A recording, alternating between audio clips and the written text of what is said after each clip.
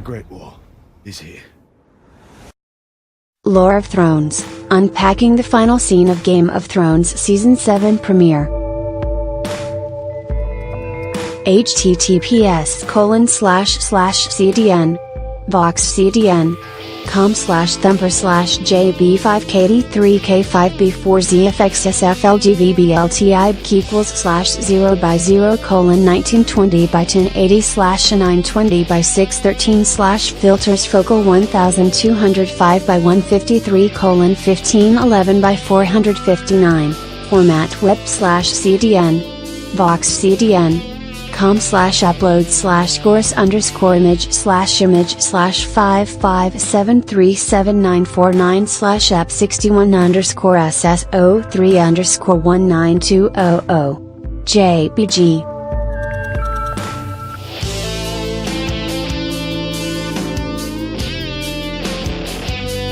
HBO's Game of Thrones is a dense series with a huge weight of history behind its story, so in practically every episode, something happens that could use a little explanation. So every week, The Verge will be diving into a scene or event from the latest installment of the series and explain how we got here. Whether you're basically a Game of Thrones master or you need a little reminder about previous events, we'll try to help you keep your history straight. Game of Thrones is finally back, and it's pretty clear that winter is finally here. But the most important event in the premiere episode, Dragonstone, didn't take place in the swirling, zombie-filled snows of the north, but in the south, on the eponymous island that gives the episode its name. Spoilers ahead for Game of Thrones Season 7, Episode 1-inch. Daenerys takes Dragonstone.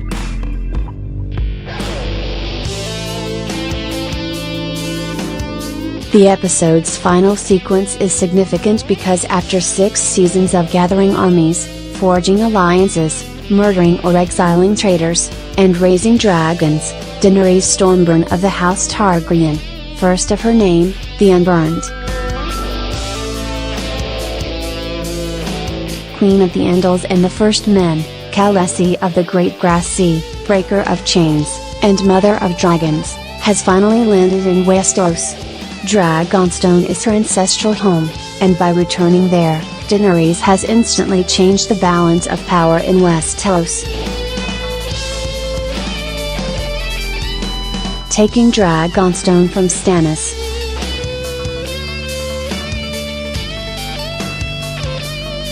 Stannis Baratheon, the younger brother of King Robert Baratheon, left Dragonstone unguarded at the end of Season 3.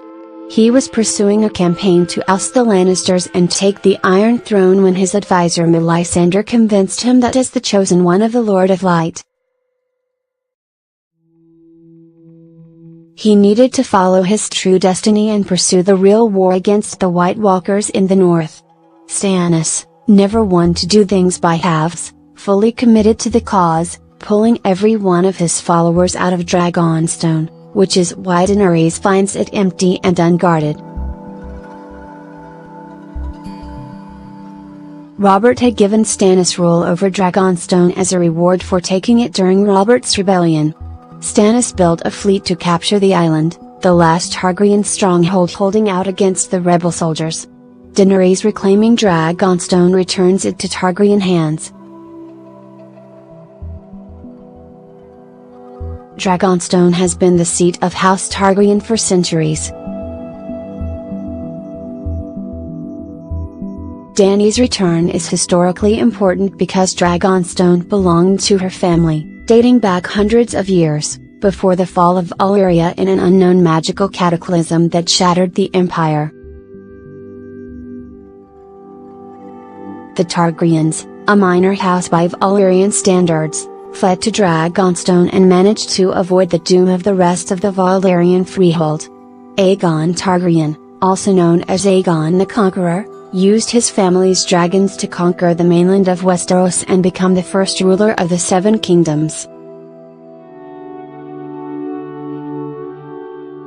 His dynasty lasted until Robert's rebellion usurped the throne from its Targaryen rulers. Dragonstone remained the ancestral seat of the Targaryens during their rise and reign, until the last two remaining children Daenerys and Viserys were smuggled off the island before Stannis' conquest.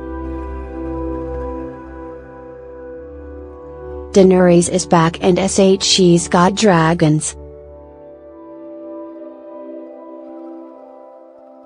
Now, much like Aegon the Conqueror before her, Daenerys is in Dragonstone with her eye on conquering the Seven Kingdoms. And like her many greats-grandfather, she has the literal firepower to back her claim. It's worth noting that Daenerys ignored the throne at Dragonstone, and proceeded directly to the campaign room behind it. After years of sidetracking and spinning her wheels, Daenerys has arrived in Westeros, and she's got her eyes firmly set on the Iron Throne.